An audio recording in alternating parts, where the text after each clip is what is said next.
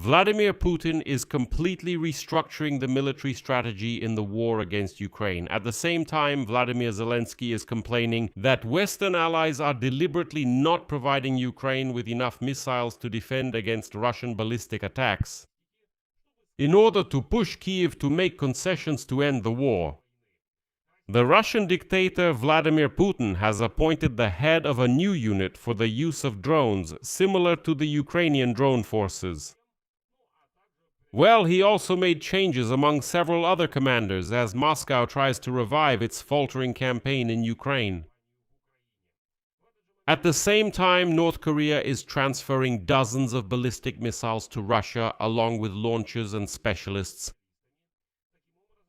Thus, Russia is fully supplied. Russia is increasingly relying on North Korean ballistic missiles, taking advantage of one of the biggest weaknesses of Ukraine's air defense, specifically the shortage of interceptor missiles for the Patriot systems. If supplies from North Korea continue to increase, Moscow will be able to carry out large-scale strikes for much longer than its own production capabilities would allow, which are enough for at least 100 ballistic missiles per month. At the same time, Lithuania has warned about preparations for a large-scale Russian military provocation in Europe. At the same time, fortunately, US intelligence sharing with Ukraine has returned to previous high levels. Thus, Trump's team has stopped artificially restricting the exchange of data. And this news allows Ukraine to launch massive strikes against Russian energy infrastructure and logistics. My name is Pechiy. Let's discuss all these topics together. But before we start, I'd like to ask you to subscribe to this YouTube channel. Right now, check under the video to see if you're subscribed to this YouTube channel. If you are, thank you very much from me. If you're watching and haven't subscribed yet, please take a second of your time. It's very important for us. We're moving towards the milestone of 300,000 subscribers, so I will be grateful for each of your subscriptions and every like you give. So, as you know, unfortunately, Ukrainian forces were not able to shoot down a single Russian ballistic missile on the night of August 5th during another massive Russian attack on Ukraine. And unfortunately, this is not the first time this has happened, because previous attacks also ended with 0 Russian ballistic missiles being shot down. According to the president of Ukraine, Volodymyr Zelensky, this was the result of a sharp decline in the supply of anti-missile systems from partners, including the United States of America. Zelensky stated directly that the partners have missiles, but they are in no hurry to provide them, and he suspects that they are doing this quite deliberately, in order to simply force Ukraine to make concessions. Supposedly, if Ukrainians don't have the ability to defend themselves against ballistic missiles, sooner or later they'll get tired of these attacks and eventually agree to some concessions. The problem now is that Ukraine relies on the US-developed Patriot air defense systems as their only means of shooting down Russian ballistic missiles, and until recently a large number of them were still being intercepted. However, interceptor missiles for this system are in short supply, partly because a large number of them were used during the US war with Iran. But European governments are reluctant to send more of their Patriot systems out of concern that it could weaken their own defense. They say if they send them to Ukraine, the Americans won't restock. Earlier this year, the administration of US President Donald Trump already pushed several European countries to finally send their European missiles for the Patriot systems to Kyiv, but some refused because of those very concerns that if we give them away, we ourselves will have nothing left. And now, even in President Zelensky's team, they are saying that there are no interceptors right now. And in the coming months, it's unlikely that we'll be able to find any significant number of them.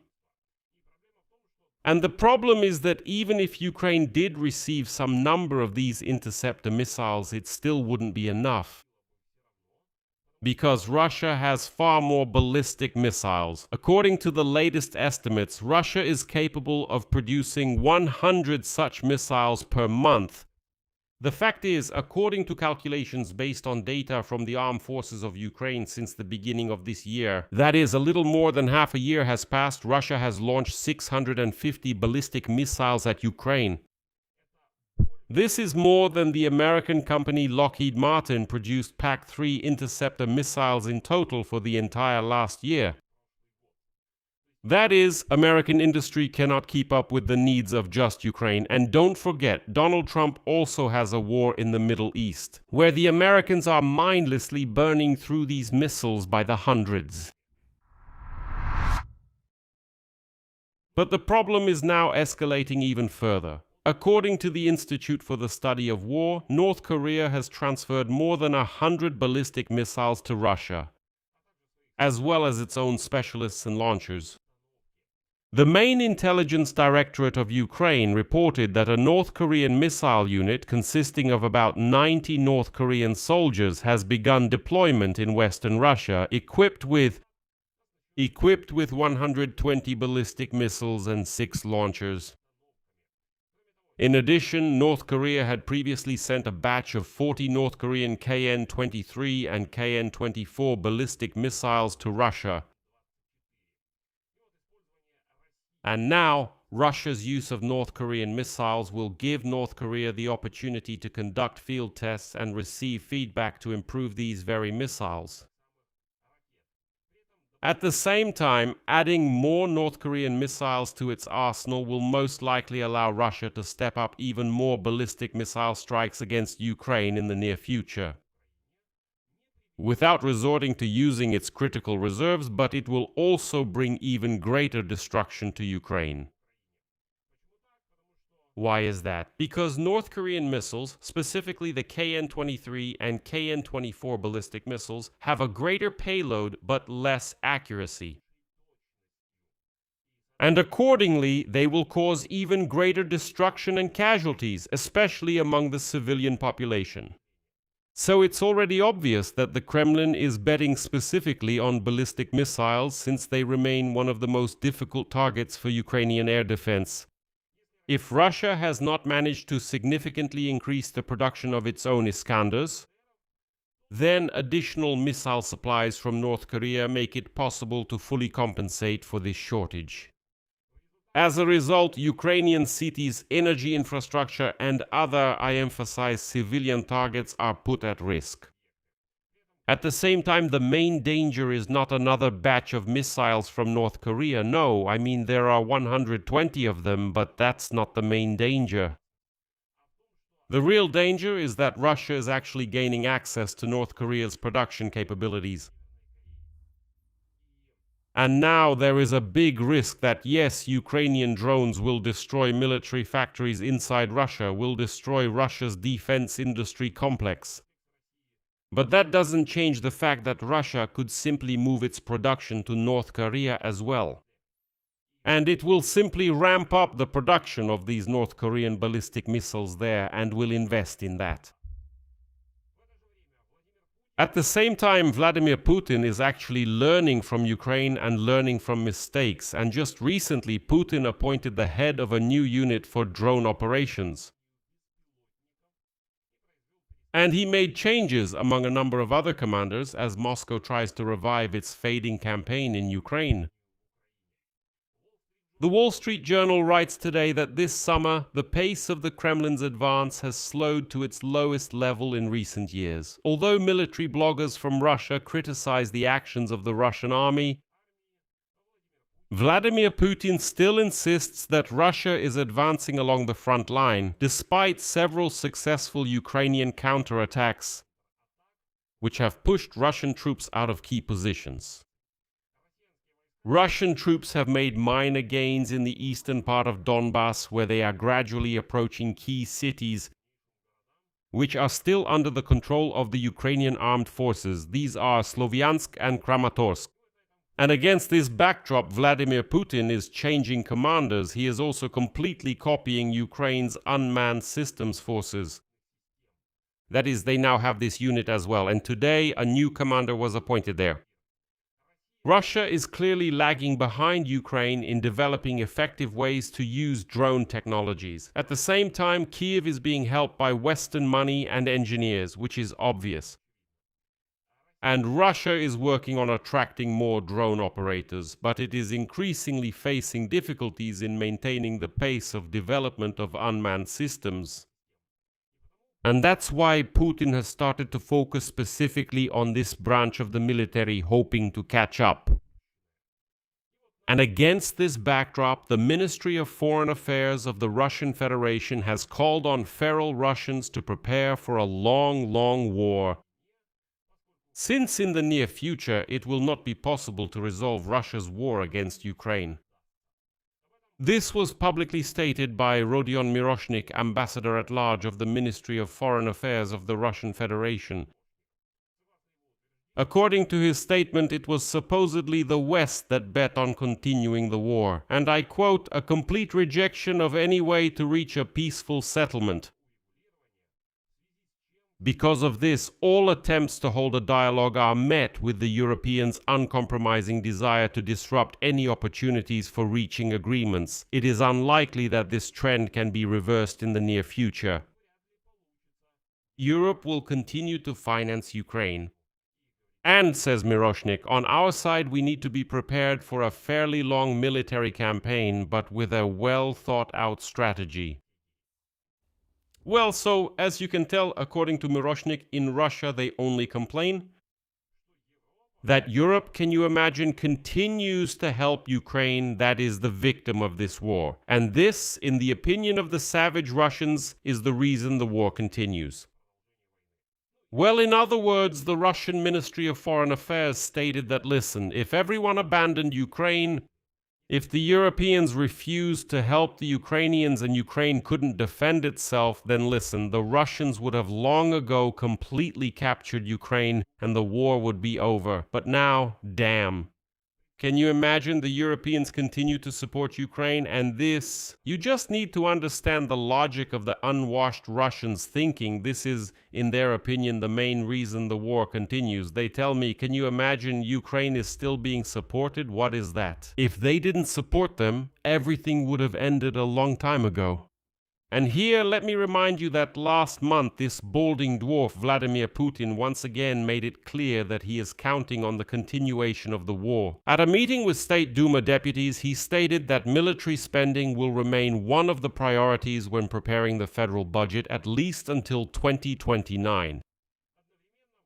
At the same time, Vladimir Putin blamed whom? Of course, the Western countries for launching the Russophobic machine and assured that the Russian authorities are ready to give a decisive response to any hostile actions.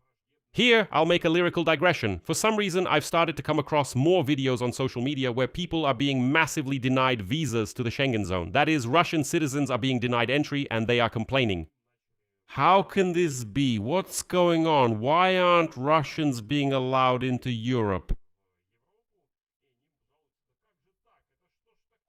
They just won't put visas in their Russian passports, and honestly, it kind of short-circuited my brain.